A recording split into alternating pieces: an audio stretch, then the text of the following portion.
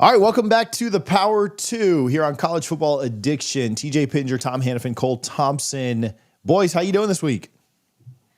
Doing great, man. Doing great. Apparently, all you have to do is go 500 in an OK conference, and you too can have your jersey retired wherever you please. Congratulations to Shedeur Sanders for accomplishing nothing at the college level. Congratulations to Travis Hunter, who did win the freaking Heisman Trophy. So congratulations to him having his number retired. But what are we doing in Colorado? What are we doing?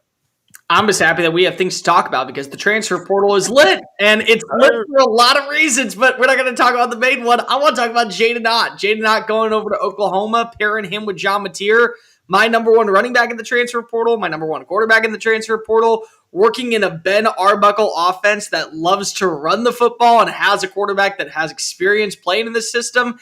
Don't look now, but I'm going to say some very irresponsible things moving into the summer months about Sooner football, and it's probably going to get me on freezing cold takes, but you know what?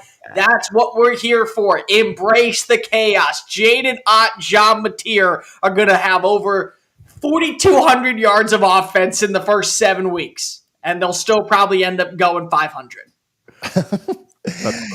On the Colorado thing, I don't have a super strong opinion there. I'm one of these people that do I think it's ludicrous? Yes. I just don't care. But I will say, I think the social media reaction to it is pretty dumb. I think the Deion hate is what causes a lot of the reaction. Because I think it's dumb that their jerseys are retired after a year. Yes. It took Jameis 10 years to get a statue, like at Florida State, right? And won a national title, lost one game in 27 attempts. It's dumb that it's the year after we're doing this. Do they really deserve it? Whatever. But I don't care as much as the social media outrage reaction really seems to be. And I just think it's people that hate Deion. I'm willing to accept both sides of that. It's dumb, but also do you really care who Colorado football retires jerseys? No. I just think it's silly. It's just silly. And yes, part of it is that it's Deion. Where it's coming from. It's just right. So just because your player is a top 5 pick, potentially not even a top 5 pick at this rate, the way it's going, but could be. So does that mean Broderick Bunkley should have his number retired at Florida State? What are we doing? Here's my thing. Would you retire Travis Hunter's number regardless of who was his coach, if he put up the same numbers last season? Yeah, you would. I can understand that. If he won the Heisman Trophy. If he won Heisman, yeah. Yeah, no. Same thing. He still won the Heisman. He still ended up helping a team get to 9-4. He still ended up helping revitalize a program. That's fine. Yeah. Would you retire Shedeur's number if Deion wasn't his kid? No, there's not a chance. No. There's not a chance. So what you're doing is you're playing the favoritism of making sure that your coach is happy in his situation by retiring his son's number. And if you really want to make sure that he never has to pay a single penny ever again and that he's locked on in, just retire Shiloh's number while we're at it. 21 being out there in Boulder forever. Oh, the standards are set out in Folsom Field. Perfect. Yeah, no, that's the perfect way, Cole, to to fix the situation. Just retire everyone's number. Every Sanders number that has ever existed, just retire it and call it a day. Retire Deion's number that he wore at Florida State and Colorado. By the way, there's 105 kids on a roster, 125 for some teams right now. It's crazy. You can't afford to retire numbers. You have double numbers, which is the stupidest thing. As a broadcaster, I freaking hate it.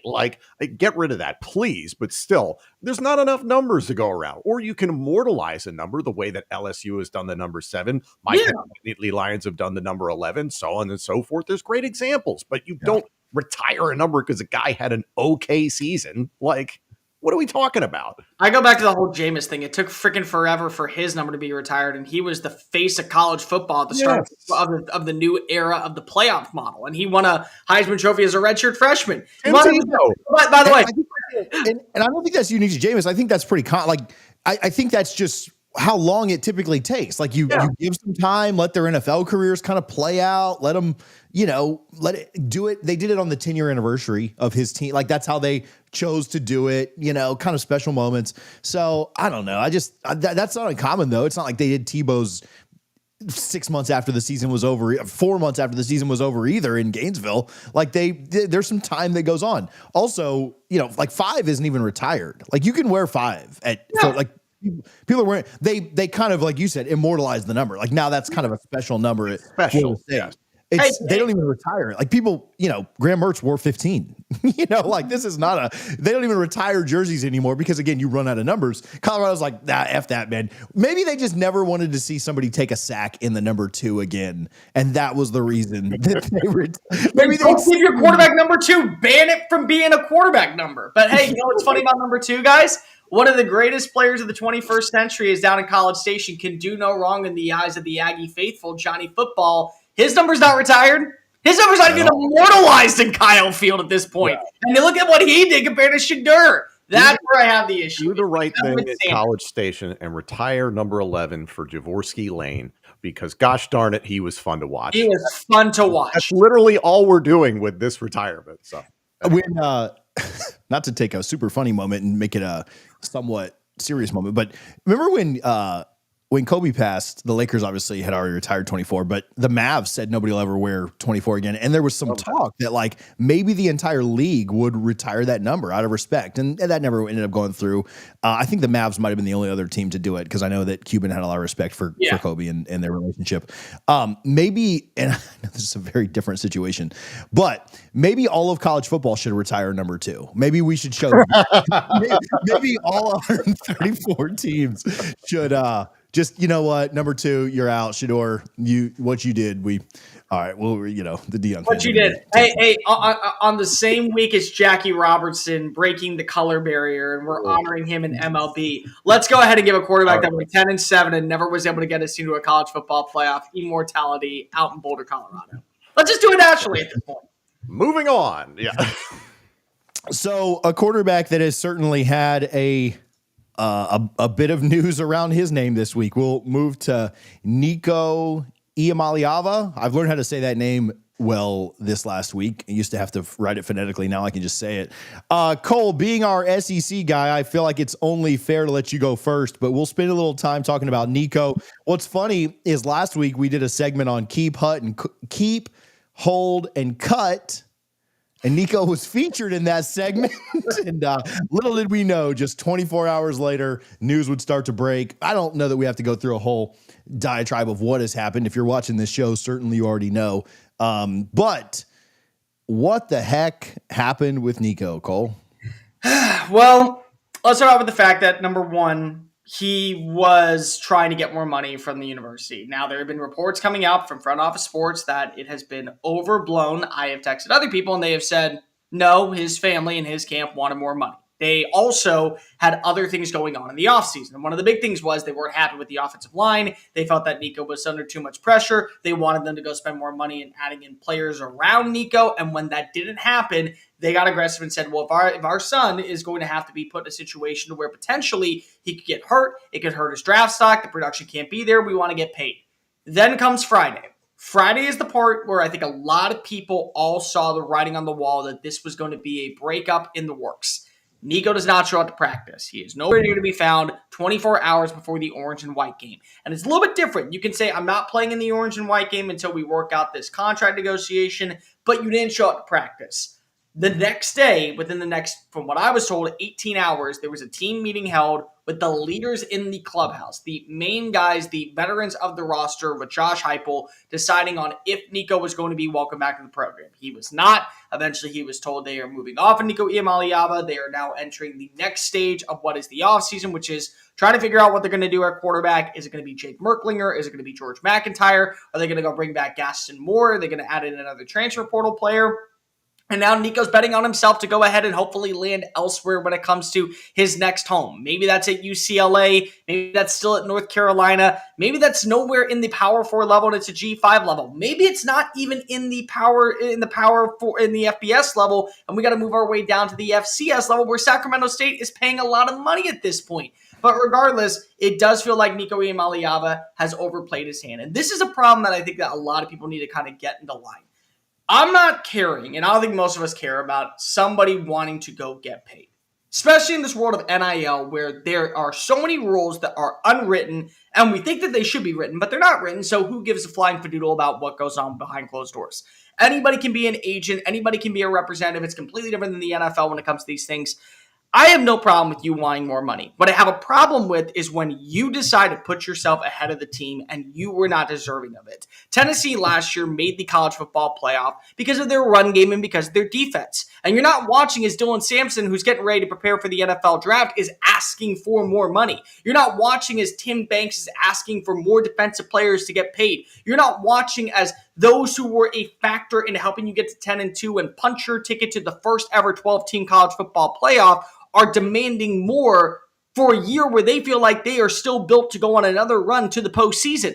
You're watching as a quarterback that underwhelmed, underachieved, and failed to meet expectation is getting bad advice from people in his camp that may not even be on him, be told miss practice. Put yourself ahead of the team. Put yourself in a position where you are bigger and better than anyone else out there. And it soured the relationship internally with the staff. It soured the relationship between him and Josh Heupel. He was not welcome back to the program. And now he overplayed his hand. He bit off more than he could chew, and there's not a right option to where he can go next. He's not going to get $4.5 million on the open market. He's not going to get anywhere near that by a major school. And even if he does get something in those lines, guess what he's not going to have, boys? The same wide receiver room, the same offensive personnel, the same offensive line. So you got paid to be in a worse situation where you may not go to the college football playoff, win a Heisman Trophy, a national title, or better yet, even boost up your draft stock, but at least you got that extra $1.2 million, something that I think that you didn't even want. My final point that I'll leave you on this: nobody wins in this scenario. Tennessee does not win in this scenario because they have to start fresh at quarterback after believing that they were going to take that next step forward with Nico. Nico lost in this scenario because Nico now has to find a brand new school, and he's probably not going to get anywhere near the same compensation that he was going to get at a place like like Tennessee. But also, he's going to have bad advice be thrown on him throughout the rest of his tenure when he gets the NFL, and people are going to ask him, scouts specifically, what was the reason that you decided to leave Knoxville? And the NCAA continues to lose because if this all could have been solved years ago when NIL was put in place, because Nico was the poster child of actual NIL deals, and you ended up shooting yourself in the foot, now allowing the chaos that we know of spring football, which is going to be the transfer portal, be wide open. And if a quarterback does not feel happy with their situation, who's to say that they won't put themselves ahead of the team and look for the highest top bidder? Okay, can I maybe make one counterpoint? I'll toss this to Tom. And Tom, I'd love your thoughts and your answer on this too. And then Cole, you'd love to circle back to you as well. Sure. Can I propose one winner? Like, I think college football fandom kind of won here. Like, I don't think anybody's cheering against Nico. Like, I'm sure some Tennessee fans are, but I don't think people are cheering against Nico like I want him to lose. But I think it's great that Tennessee called his bluff. I think it's great that, not for Nico, like I'm not rooting for him to make less money, but I think it's kind of a win that he effed around and found out, right? Or his camp or just whomever. And he'll probably, it seems like, make less money than if he'd have just stayed at Tennessee. So I think maybe that's a win for college football in general to discourage this from happening in the future. Now, somebody like an Arch Manning does this. Somebody, like maybe they have a little more leverage. But I don't know that an Arch or a Lagway would do this because it was kind of built on relationships with them, not money solely. So can I propose that maybe there is a winner, and it's that this might set a correction course for college football in some aspects? I won't argue. Yes, I do think that there is a winner in that sense, and credit to Tennessee. I don't want to take anything away from Tennessee and what they did. They made the right call on moving off of Nico. But what I'm saying is, for the short term, Nico is losing because he's losing money and he's not going to be in the right system. And Tennessee is losing because they have to now go into the portal and find themselves a quarterback that will keep them in the same running to be that 9-10 win team to go to the college football playoff. Go ahead, Tom. Yeah, I heard some stuff that Cam Newton had to say yesterday on the subject, and he said there's a misunderstanding of what NIL is supposed to be at the college level. And a lot of people, players, families, agents, have thought that money at the college level is money for life. And that's completely inaccurate. That's really not the way to look at it. Cam Newton was saying, he's like, that's money for now. I think there's so many instances. I was joking about Tim Tebow before, but people look at, well, when Tim Tebow was in school, his jersey was the number one selling jersey in the United States, if I remember, across sports, period. Yeah. Right? So that's what was kind of at the heart of NIL, plus a video game, autographs, all these little things like that. And we've now gotten to the point where we have athletes who think, I'm going to cash in now between the ages of 18 and 22. And you wonder, it's like, do you guys think the NFL is a realistic possibility for you? Do you still want to get to that point? Because this is going to follow you to the point that Cole was saying. Somebody's inevitably going to see this is the way you do business. This is how your agency does business. This is how your family does business. I saw some people saying, oh, he's like LeVar Ball, Nico's father, but not entertaining, essentially. So this is now something that's going to follow Nico. I don't know, and nor do we know how complicit Nico was in all of this. If he just said, hey, I'm going to hand this off to my agency and my family, I'm going to trust them, you could understand why a young person would do that. But you also have to take responsibility for your own career path, because when you're doing this at this degree, this level, and you are the poster child for NIL, as Cole put it so well, you have to take responsibility real early as a teenager in high school and early on in your time in college. So now he's in a situation where, okay, you wanted to get somewhere in the neighborhood of 4 million, allegedly. You were getting 2.4 allegedly at Tennessee. From what we understand, UCLA is likely out, and he's from the Los Angeles area. So it's like, okay, a middle of the road Big Ten school that needed a quarterback, and they're out potentially. Tulane, a G5 school, who realistically you have to think about the economics of now going forward whenever the house settlement comes down, that $20.5 million. But like, how much can a G5 school really shell out for a all-world player potentially? And you have to reasonably think about top 5, top 10 programs. How much can they shell out for their quarterback room? Not just their starting quarterback, but the entire room. What, maybe 5 million? So if you go to Tulane and be like, I'd like 4 million, they're going to be like, we can maybe get you 1. And that would be tapping them out. And that's tapping out a lot of college football programs. So Nico and his camp are going to have to completely revisit this. I wouldn't be shocked if you found him in a low-level FBS program this coming year, and he finally accepts that he's got to take a steep pay cut. I don't think this is going to stumble all the way to a JUCO situation. That would be really catastrophic in the grand scheme of things. And how many stories have we seen that have gone that route and never recovered? So I feel bad a little bit for the kid, because he is a kid.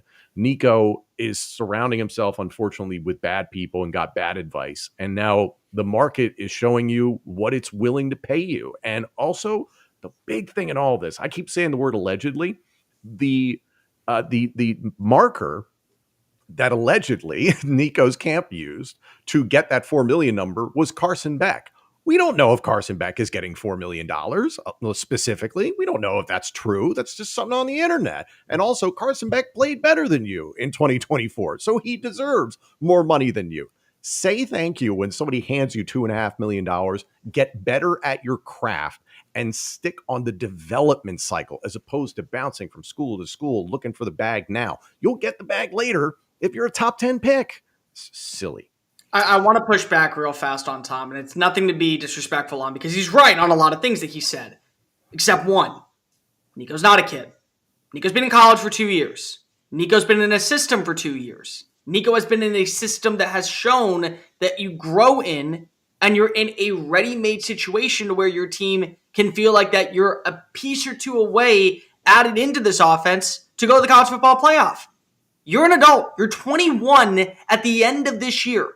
You are old enough to make decisions for yourself as the poster child of NIL to live up to the responsibilities. Do you think down in Austin, Texas, Arch Manning, who has been dubbed the savior of college football, does not understand what the intact is of carrying that Manning name and what the pressure is to live up to those expectations?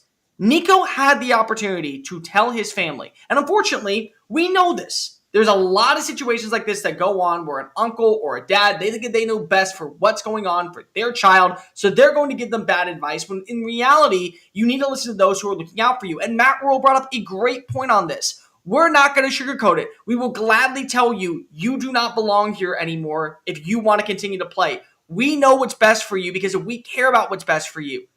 Sometimes parents overstep, but this was an opportunity where Nico could have sat down and said, listen, I would like to meet in the middle.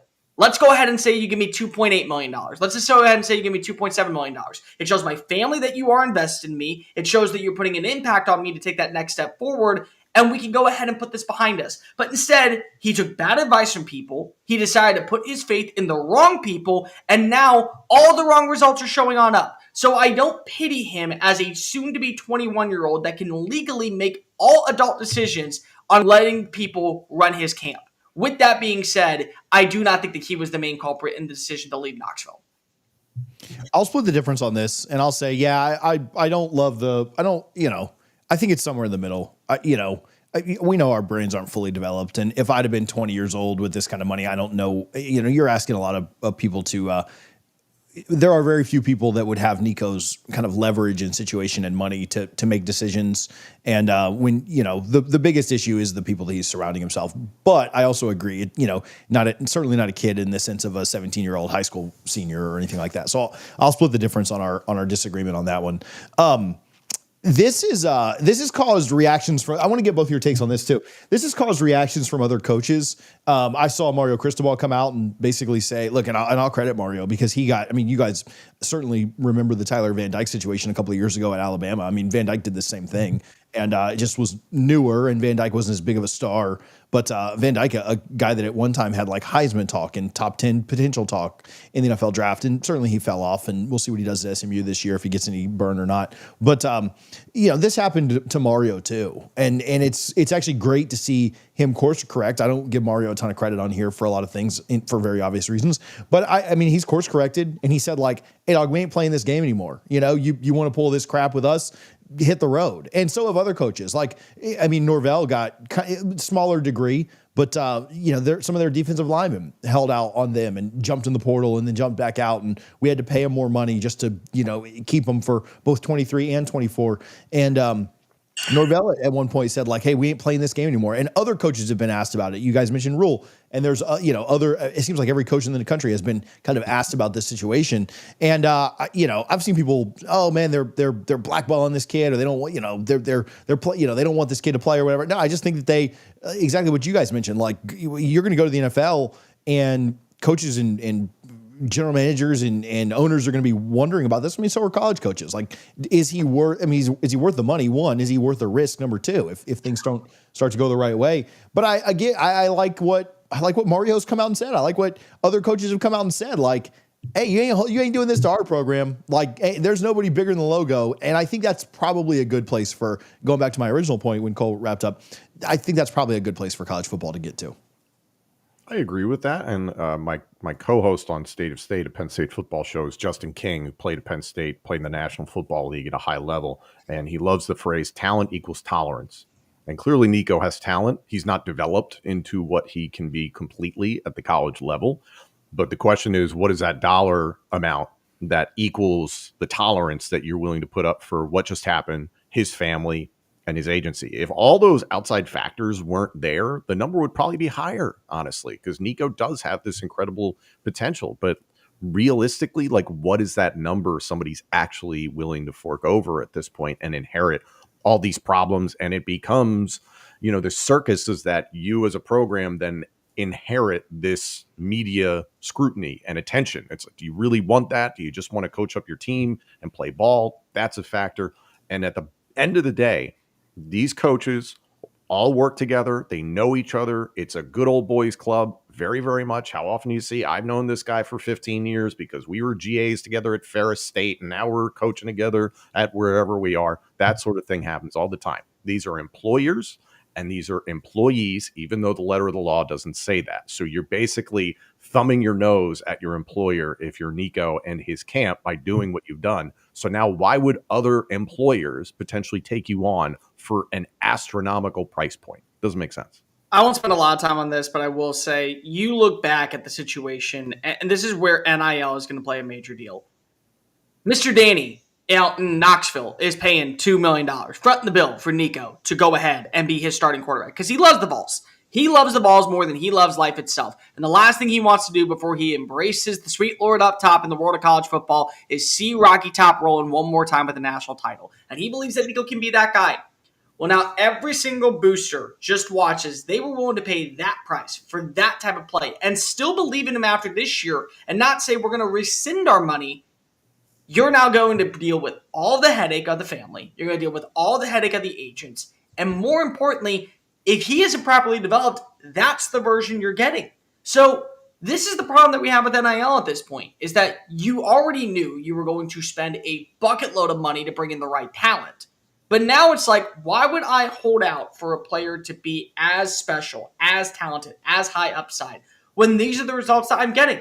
And it's a negative in that sense. It's a negative, I think, in the world of college football. It's a negative in the world of what we know with NIL. And until we get regulated, we're going to see more of this continue to happen. So the NCAA, I ask you, I implore you, in fact, I kind of demand you at this point, disband, let college football be run by people who actually care about this sport so we can have regulations in place so this becomes a one-time, lifetime occurrence and not just a normal Tuesday afternoon.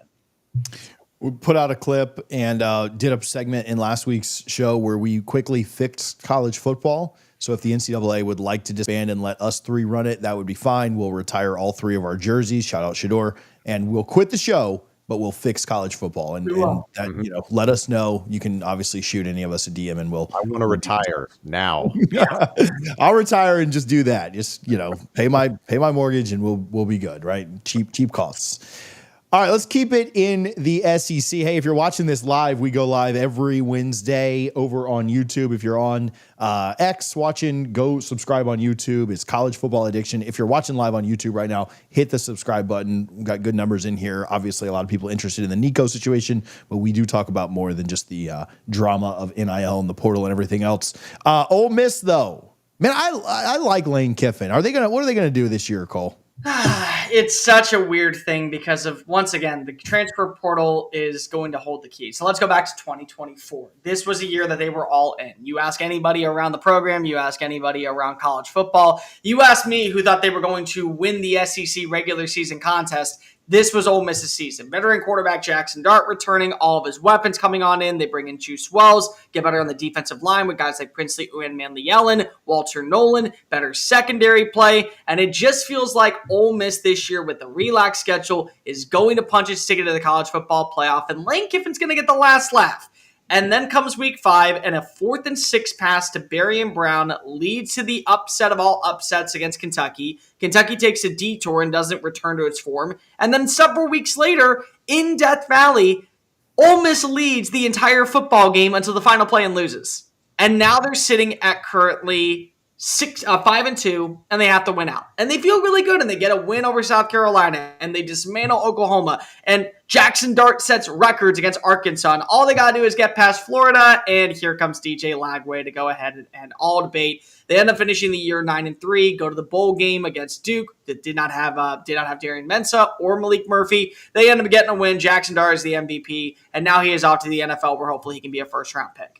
They're losing a lot of talent. Before we talk about the additions, let's talk about the departures. No more Jackson Dart. Multiple stars on the offensive line. Trey Harris is off to the NFL. Caden Prieskorn's off to the NFL. Jordan Watkins is off to the NFL. You're also losing Juice Wells to the NFL. Several running backs are gone. Then you go to the defensive side. No more Walter Nolan. No more Princely Umanmielen. No more J.J. Pegues, who is an awesome player just because of he can run it inside the red zone. No more Jared Ivey. No more Chris Paul. No more Trey Amos. So they're hitting reset on a lot of different spots in a year where it does feel like Ole Miss, whether you want to admit it or not, can still hold its own and go on a deep run. So what do? What they always do, guys, they go to the transfer portal and continue to land talent. They get superstars like Luke Haas at tight end. They get Patrick Kutas coming on in from Arkansas. Jalen Braxton coming on in from Arkansas. Caleb Odom coming on in at wide receiver from Alabama. They fix their secondary with guys like Antonio Kite from Auburn, with Sage Ryan from LSU. They get better at running back with Kejuan Lacey. They add in more wide receivers like Deuce Alexander at Wake Forest, Dejon Stribling from Oklahoma State. They also add in some depth at quarterback, whether it be a Pierce Clarkson from Louisville, or most recently, as of yesterday, they bring in Trinidad Chambliss from Ferris State, the former Harlan Hill runner-up for the D2 Heisman Trophy Award. And they also brought in Harrison Wallace from Penn State and Tavoy Fagan from Clemson. They had also the best recruiting class we had seen underneath Lane Kiffin, landing a four-star defensive back in Mason Dunn. They also landed 5-star wide receiver and probably the biggest name of all, Caleb Cunningham, who is from Choctaw County. he decides to stay inside the state. Some other names they also brought in, Winston Watkins, the 4-star wide receiver out of Vincent, Florida, Devin Harper, the interior offensive lineman out of Shreveport, Louisiana, and defensive lineman Andrew Maddox. Keys to this season are going to be how quickly can all these players mesh together, as usual, because that is what Lane Kiffin does. He is the portal king. He is somebody that knows exactly how to land the right talent, and talent that's kind of flying under the radar that ends up becoming household names and better off for the NFL. He's done it time and time and time again, and he's probably going to do it again this year because the schedule is very relaxed. Once again, the only game that you have to wonder about was that Wake Forest matchup. Well, that's been replaced with Washington State. Several key games to monitor this year. Naturally, that Week 2 matchup on the road at Kroger Field in Lexington against Kentucky. They're salivating at the lips for an opportunity to go ahead and put belt to ass. They get to welcome in LSU, their third SEC game on September 27th. Afterwards, they travel to Sanford Stadium on October 18th to take on the Georgia Bulldogs, then travel back-to-back weeks to Oklahoma before coming on home to face off against South Carolina, closing out the year with matchups against Florida and at Mississippi State. What is the big storyline this year? Can this schedule with a brand new cast of characters be as advertised? Because if you are going to have great quarterback play from Austin Simmons, we saw him just for a quick cup of coffee, but during that run against Georgia, he was phenomenal. And you also saw that relationship with Caden Lee, who is expected to be the new number one wide receiver. You're going to have a healthy version of what you need in the backfield with multiple running backs, including a guy that I think that a lot of people kind of slept on last year because they barely saw him play because he was coming off a torn ACL, Logan Diggs. I think he's going to have a pretty big time role. You also have Delano Townsend, Bryson Sanders, Patrick Kutis, Jaden Williams, Diego Pounds all back on the offensive line. And yes, you are losing some key defensive players, but Prince Will Uwemaliela, the little brother of Princely Uwemaliela, is coming on in. And Deshaun Womack was a phenomenal player already in the SEC, so you add all that together. My question is, how quickly can you gel? Because the schedule is going to give you the benefit of the doubt to where, once again, we may be talking about Lane Kiffin and the Rebels over-exceeding expectations and being into that last stage of the running. Maybe not a college football playoff threat, but certainly a team that could punch its ticket in. And how funny would it be, guys? Lane Kiffin in a year where the expectations are lowered is the year where he over-exceeds them. He did that in 2023 with Jackson Dart coming off a bad year, the 11-win program, the most in program history. Imagine 2 years after losing all the talent that he thought was going to be a reason why Ole Miss can hoist up a national title, they go on an epic run to the college football playoff. Considering the transfer portal open today, Cole, I'd be remiss if I didn't ask you about maybe the greatest name in college football, quarterback Trinidad Chambliss. Just an unbelievable name. Congratulations to his parents. What do you think about that grab in the transfer portal? Because it's eye-popping numbers. Granted, I ironically mentioned Ferris State earlier on, but from Ferris State, so that's going to be a huge step up in play. Does that change anything in that quarterback room, at least long-term? No, I think that's Austin Simmons' job to lose. This is now more so a good situation where we feel like we have three guys that could all be quality QB2s. The thing with Chambliss that I actually really love is that, number one, he's a dude that has proven he can play under pressure. Look at the numbers that he put up last season at Ferris State, leading the team to a national championship. Was it a D2 national championship? Absolutely. But winning is winning, and you always want to have that, especially at the most important position on the field. The other thing that's really important is that he's mobile, and he's not a dude that reminds me a lot of Jaden Daniels. He's more of a dude that reminds me of Jeremiah Masoli. That's really hard to bring down behind the line of scrimmage. He rushed for over 1,000 yards last season. He's got that physical girth in the lower half of his body that will help him get those extra yards after contact. And the thing with Lane Kiffin is he probably did this for one reason. There would be a school that potentially wanted to get him, make him a full-time starter, and he just wanted to go ahead and flip the bird and said, nope, I'm an SEC school, so you're coming to me instead. There will be a design package for him inside the red zone, maybe on fourth down. I expect Trinidad Chambliss to be a part of this offense, but he's not going to be the major X factor of this offense. Real quickly, the X factor player that I'm looking for this year, it's actually a name that you know very well, Tom, Harrison Wallace. I think that with the right quarterback situation down in Oxford, he may be able to hit his stride, live up to the expectations that he couldn't meet in state college. I really like him as a Z receiver on the outside. And then the X factor, how quickly can this team gel together? If it can gel by the time that we get to that LSU matchup, once again, 10-2 is on the table. If it's going to be a mix of transfer portal players and recruits, unfortunately, you're probably going 8-4. But let's be real. Lane Kiffin, after how much success he has had down in Oxford during his first 4+ years, he's earned himself a little bit of wiggle room to have a regressional season. Let's jump over to the Big Ten. Rutgers. How are we looking over there, Tom? Nothing says sexy like Rutgers. Right in the middle of the Big Ten last year, finished at 7-6, 4-5 overall in the Big Ten. A rate bowl loss against Kansas State by a score of 44-41. Great game, by the way. It was a great game. It was a very entertaining game, and Avery Johnson looked good in that game at least. Won their first 4 games last year, including at ACC foe Virginia Tech and against Big Ten opponent, oh my God, Washington. Then lost 4 straight at Nebraska versus Wisconsin versus UCLA at USC. Then won 3 of the last 4 against Minnesota, at Maryland, and at Michigan State. Had a loss to their only ranked opponent of the year, number 25, Illinois. 4 of their 6 losses came by 7 points or less. Very, very important. The amazing thing about this Greg Schiano team for 2024 is there is a fair amount of talent going to the National Football League that may surprise people. The poster child, of course, Mr. Run Angry running back Kyle Monangai, who put up tremendous numbers over the last few years in Piscataway. Wide receiver Dymere Miller, number 1 wideout last year. Cornerback Robert Longerbeam, who played just about every position for them during his time in Piscataway. Defensive lineman Keontae Hamilton. And then most of their secondary is gone to the National Football League. Defensive back Shaquan Loyal, safety Flip Dixon, a defensive back Desmond Igbinosun, defensive back Eric Rogers, and also edge Tyreen Powell. So they have a lot to replace on the defensive side of the ball. In terms of losses in the transfer portal, it's not too bad. Wide receiver Chris Long going off to Syracuse is the one that you saw regularly, but just about everybody else, depth players, but 11 out of 17 are transfers out on defense. So again, defense is going to be a question mark going into this season. Key returns, I'm not too excited about it, but quarterback Ethan Kaliakmanis, I've watched him in his time at Minnesota and now at Rutgers. There's still a lot to be desired. He can look very robotic at times, but he did take steps last year. He can make some plays with his legs. He's got to get more consistent as a passer. I think running back Antoine Raymond is going to step in where Monangai left off, and I'll get to him more in a minute. You get back linebacker Mohamed Toure, who missed 2024 with a torn ACL. He was second in tackles and first in sacks in 2023. Then you also have coming back linebacker Daryl Jabome, I hope I'm pronouncing that correctly, first in tackles last year in the absence of Toure, third in sacks last year. You also have wide receivers KJ Duff and Ian Strong coming back. On the defense side of the ball, you're happy to have defensive lineman Jordan Walker and Bo Masco in the secondary coming back. 4 out of 5 starters along the offensive line are back, so that makes you feel pretty good. In the transfer portal, you got Cam Miller, defensive back from Penn State, who was up and down last year. Edge player Bradley Weaver from Ohio U. Tight end Colin Weber from Charlotte. There's some interesting expectations for him.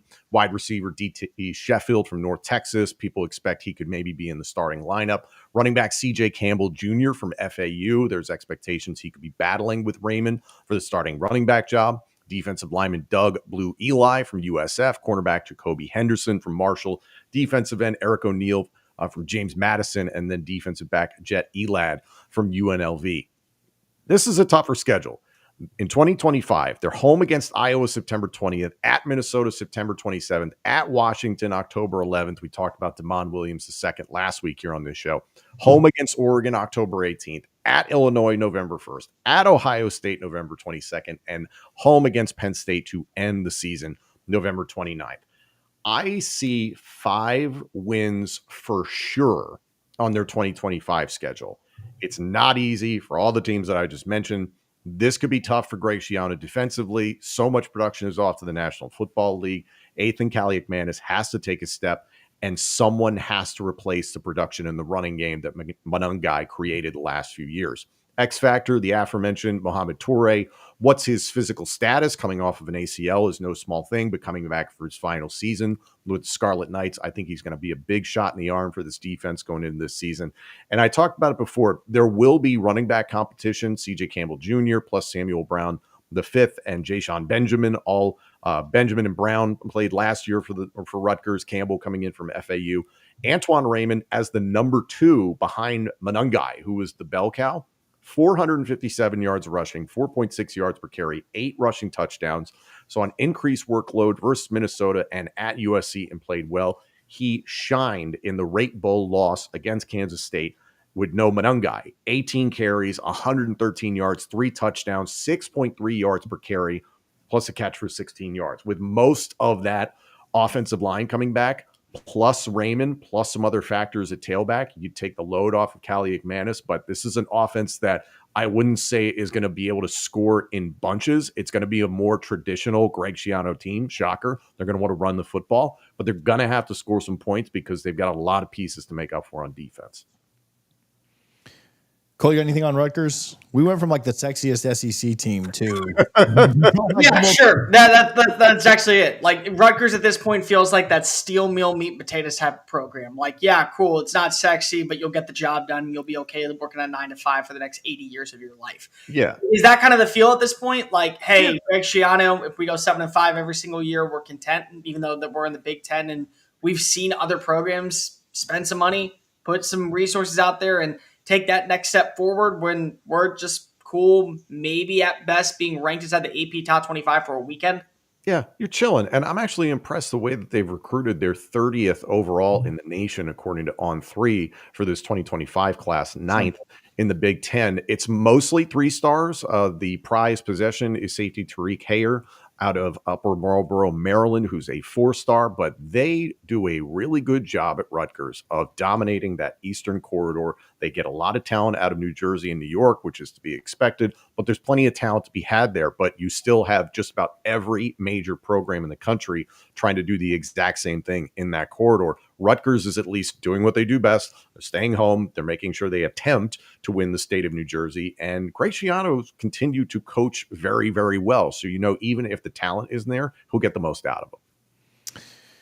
All right. Again, if you're watching live, if you're hanging out with us, make sure that you are subscribed. This is my favorite segment of the week, and we will be back next Wednesday, of course, live in the middle of the day, probably noon again. We went a little earlier today, but probably noon again next week. So make sure that you do join us for that. Appreciate those that are tuned in.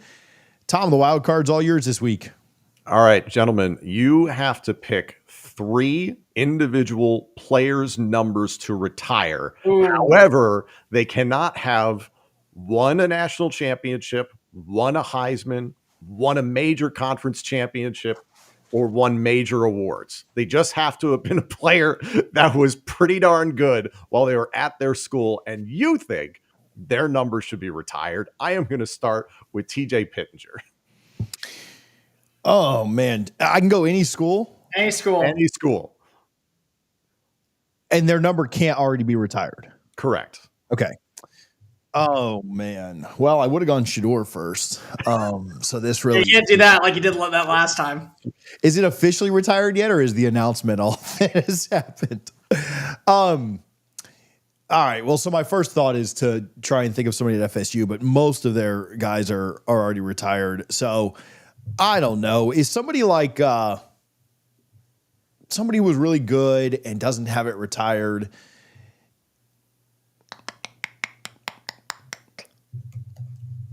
I don't know. This is a good one. Can I give you a Florida State suggestion? Yeah, I was going to say maybe Dalvin Cook would be one that I would throw up there really high. Didn't win a national title, came in the year after. I really thought, I think he's the best running back to ever play at Florida State. The old heads will say work done. I think the numbers kind of lean a little more toward Cook, and that Florida State offensive line was pretty terrible, and he made that offense look really, really good. Shined against every rival, never lost to Florida or Miami, was actually committed to Florida, flipped on signing day. He was from South Florida, so those rivalry games always meant a little bit more. His numbers against Florida and Miami, I think he never had a game against them where he didn't have multiple touchdowns. He had the game-winning touchdown against Miami 2 years in a row. He always seemed to torch them. I think he went 1-2 against Clemson, but even in a loss in a ranked matchup in Doak Campbell Stadium, had over 300 all-purpose yards and 3 touchdowns against them. So even when the defense let you down a little bit, he was still absolutely going off. The year before, he had a 75-yard touchdown rush on the first play of the game with a messed up hamstring. So yeah, Dalvin Cook would probably be my first pick. I will just go full homer on this to start it out. Cool. We'll go full homer then. I'm going to go Bryce Young out of the University of Alabama. Oh, wait. I can't go Bryce Young because he won a Heisman Trophy. You're right. I can't go with that one. It's tough. It's tough, man. That's the problem. It's very tough when you do that. Played a national title game, so it's not like... And that's the problem. I can't also get a dude that has won a national title. So that changes it. Okay, here's the deal. We can't go snake order this time. We got to go 1 and 2 because if you got to give me time to go ahead and lock this on in. Sure. I'm just going to go with the fun one. One of my favorite college quarterbacks I've ever watched play the game and one of my favorite coaches that got him to go up to Pullman, Washington. Give me Gardner Minshew. Minshew's ability to just be able to transcend what we know about Washington State and really the culture of what Pullman was, I think deserves a lot of recognition, deserves a lot of accolades, and more importantly, I think it's just the fact that he made mustaches cool. Minshew Mania was right up there with Manziel Mania at one point. We got some of the best quotes of all time from Mike Leach because he had a fun quarterback to work with. R.I.P. to one of the greatest Pirates who ever exist. And more importantly to me at the end of the day, that's what got him down to the SEC, was playing with a quarterback like Gardner Minshew. Minshew was supposed to go to Alabama and work his way up as a graduate assistant, get into coaching. He salvaged his career. He's been able to prove that he is one of the better backups in college in the NFL. So why not go ahead and give me Mustache Mania out in Pullman, Washington? I like that one. I like that. Oh, all right. So I just had one and then remembered he won a Heisman. So I guess we'll go away from that. Man, this one sucks, Tom. No, it's really hard. It's really hard. It's really silly to retire the number of a dude who was 13 and 12. Yeah. Well, we could just, I guess we could just have fun with it. I will go with, Give me Darren McFadden. There was nobody that was more fun to watch at Arkansas. Maybe his jersey already is retired or something dumb. That I doubt it though. So I'll tell you in 5 seconds. Yeah, I was gonna say save me if his has already been. I doubt it though. Many jersey numbers at the college level, period, because there's too many numbers not been retired. You're safe. Yeah, I'll go D-Mac. Good one. Yeah, he was a ton of fun to watch. Those matchups with LSU, I feel like they would always have it on Black Friday too. Correct me if I'm wrong. That matchup of Arkansas LSU was so much fun. McFadden was unbelievable and made things happen that shouldn't happen. So yeah, I'll give the Arkansas Razorback fans, all 6 of them that are in here watching, I'll give them that one. Good one. I like that. This is so hard. This is so annoying because it's just one of those things where, can I actually go with it? All right, let's go deep back in the minds. Let's go back to circa 1991. We're going to go way back here. Who is the most defensive team of all defensive teams in college football, Tom? Oh, my God. In 1991? Just in general. When you think defense, who do you think of? I mean, Nebraska's up there. Penn State's certainly up there. Some Michigan teams, some Notre Dame teams. I mean, we had one. What do you got?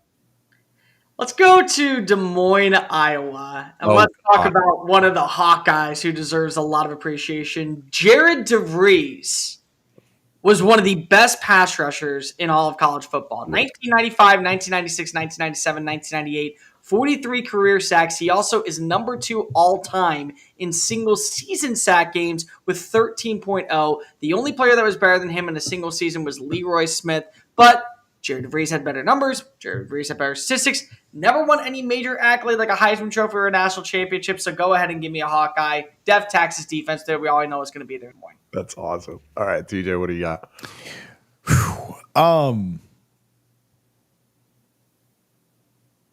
I need to do some. I don't know if some of these people's jerseys are retired, but I think I'll give him credit. I'm going to go with. Yeah, I'm going with Randy Moss at Marshall. I love that. That has been one that's under consideration. That's one that they've talked about, according to Google, at least the first result. That one is not retired. So that's what I had to look up. Like, I don't know who Marshall's retired. Right, exactly. So yeah, give me Randy Moss. And I don't know that I need to make a case. It's Randy freaking Moss. Yeah. That's fine. How is his number? I got to ask you, how is his number not retired? Like, genuinely. It's just not a common thing they do at the college level. There's too many players. Okay, cool. I'll go with the one that I know for a fact is not retired because it's not retired at the school because I don't think they have retired numbers at the school. Johnny Manziel. Yeah. College Station. But he won a Heisman. He won a Heisman. Damn it, he won a Heisman. This is what makes I this was thing. going to use him for my first pick. This Yeah. is what makes this thing so hard. Okay, this is the one that actually stopped me. I usually when I come in here, I try to go ahead and give like my opinions, and I feel pretty good about where I'm at 95% of the time. But This is a tough one. Yeah. this is a very tough one. Retired? What? Is Mike Evans' number retired? No, you know what? Screw it. That'll be it. That was Mike a good Evans. one, yeah. Mike Evans, cool. He's the great. He's going to go down in history. He's one away from having the most 1,000-yard consecutive seasons in the NFL. He also was able to kind of help us the Texas A&M set the tone in the SEC. As much as we want to give credit to Johnny for being such a factor for this team in 11-2 year with Kevin Sullivan at the helm, he had some pretty good help at wide receiver. Ryan Swoop being one of them, but naturally, you got to go ahead and throw in Mike Evans, who's continued to live up to the Texas A&M Gig'em culture at the NFL level, and he's 1,000-yard season away from surpassing every single major receiver for the most 1,000 receiving yards in a career. Mike Evans was the eraser for a lot of the stuff that Manziel pulled Just off. throw the ball up. Yeah. I'm going to give the win to TJ because McFadden and Moss are two huge ones. Yeah. Those are awesome ones. I will say this, and this is a complicated explanation from a Penn State fan. I would like to see the number 14 retired. And not necessarily for one specific player. You can point towards Todd Blackledge, who did win a national championship in 1982. So it kind of eliminates this conversation. But I had to live through the promise of Christian Hackenberg and the stupendous mediocrity of Sean Clifford, both wearing the number 14 within a quarterback starter of each other. It was annoying to the point that when Drew Aller came to school, he wore 14 in high school, and everybody and their brother was like, please don't wear 14. We saw Hackenberg be just average and then flame out in the pros, and then we saw Sean Clifford for like 14 years, no pun intended. We just did not need to see a number 14. I'm done seeing the number 14 on offense specifically. If you want to put it on defense, that's great, but please retire the number. Give it to Todd Blackledge out of respect, because to this day, Todd Blackledge is still arguably the best quarterback in Penn State history. I think Tom actually won his own freaking wild card today. No, I think TJ, honestly, McFadden and Moss, I love those. I did. How the hell is neither one of those numbers retired? Is my it's unbelievable. It's but I love really dumb. It's really, really dumb. Yeah. I have a hot take. I think numbers should be unretired. Like, I would like to see somebody wear number 2 at Florida State. And that's not even like an anti-Deion thing. I would love to see somebody wear 17 was Charlie's number. I think that'd be great. I would be, and in fact, Jalen, when he was there, asked Charlie if he could wear 17 when he was returning kicks, not when he was playing DB. And Charlie was like, yeah, I'm cool with that. Listen, I think most of these guys would probably be fine seeing their numbers retired. Like, you don't, and I'm not saying all jerseys everywhere. Like, nobody should ever wear 23 in Chicago.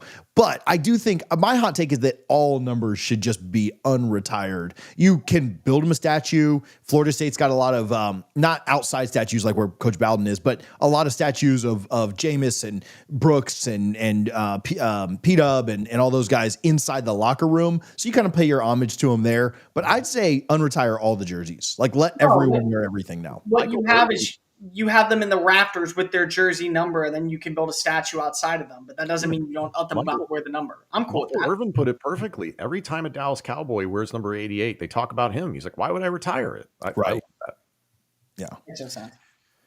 All right, the Power 2, TJ Pittinger, Tom Hannifan, Cole Thompson. We got out in time today, 11:59. Look at us, boys. We're getting a little bit better at this thing. Hey, if you watched, make sure that you are subscribed over on YouTube. You can find us wherever you find your podcasts as well. College Football Addiction. Look us up. We're live every Wednesday, and then clips coming out throughout the week. We appreciate you for tuning in. We'll talk to you guys soon. Thanks, guys, for hanging out.